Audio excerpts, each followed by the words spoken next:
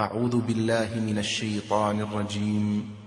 بسم الله الرحمن الرحيم. ومن آياته أن خلقكم من تراب ثم إذا أنتم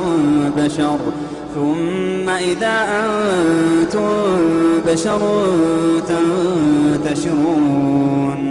ومن آياته أن خلق لكم من أنفسكم أزواجا لتسكنوا إليها وجعل بينكم مودة ورحمة إن في ذلك لآيات لقوم يتفكرون. يا أيها الناس اتقوا ربكم الذي خلقكم من نفس واحدة وخلق منها زوجها وبث منهما رجالا كثيرا ونساء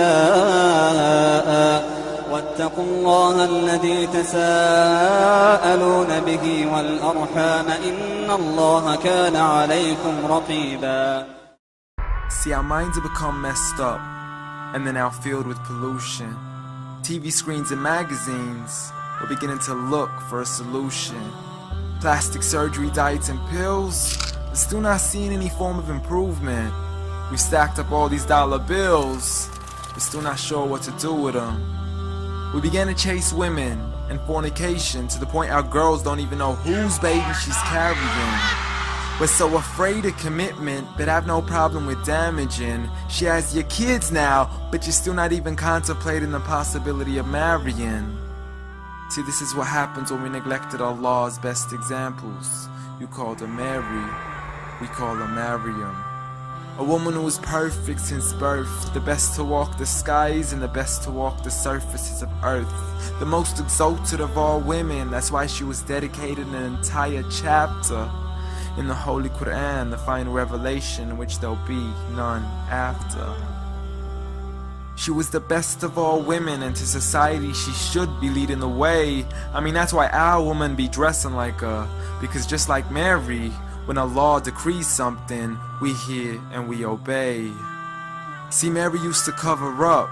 Despite everything they used to say, she would hide in hibernation, and to Allah she would pray.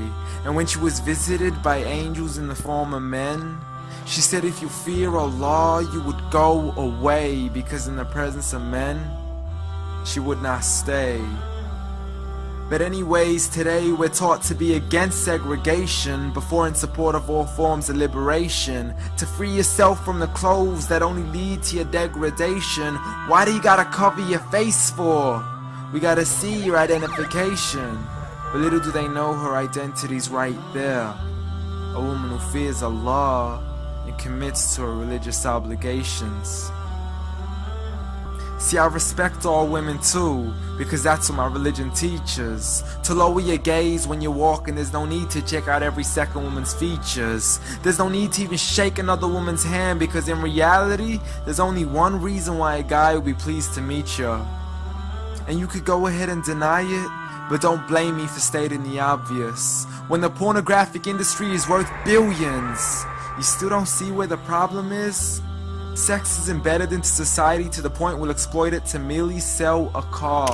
So you can act like this is all new to you, but you know for a fact how innocent we really are. I mean, just look at the simplistic way we're taught to dress. It's like if you dress less, then you're destined for success. You then force your women into heels and have the nerve to say that we oppress. You got it to dress up tightly, like it's an opportunity. But every time we lose our minds, it's like, see what these ladies do to me? But I'm not blaming it on the women, because we too have responsibility. Prophet Muhammad ﷺ said the best of men is he who is best in his character, and the best of them is he who is best to his lady after he married her. He was the best to his wives. I mean, just take a look at Aisha. He compete with her in races and smile just to make her happier.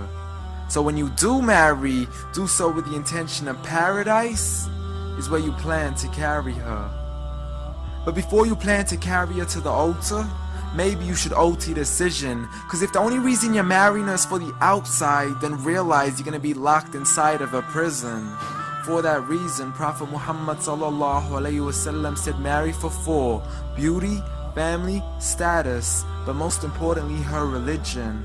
Because a woman without religion is a woman who could do with a bit of extra wisdom. We're meant to grow old together, mercifully, so we can be protected under Allah's supervision. But relationships are a mess, and there's no guarantees you're gonna be a survivor. So be kind to her, and know that Allah will be kinder. Be a man who stands in front, but also a man who can stand beside her. And if you're still looking for that good girl, don't go chasing after behind her. Rather search to find Allah first, for once you find Him, you're guaranteed to find her.